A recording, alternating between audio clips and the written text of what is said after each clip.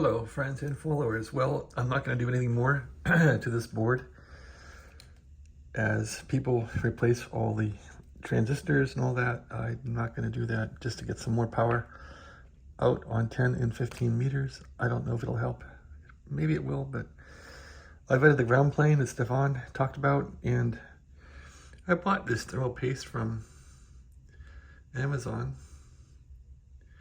It came with a little cleaner thing here. And this thing has really worked well. So I've been getting off all the old silicone, and this did a great job. So anyway, I guess I'll look around here a bit more and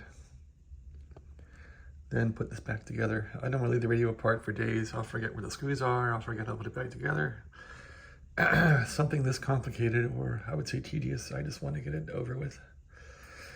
I got to put these back in once the finals are bolted down. These go back on a large transformer, and that's it.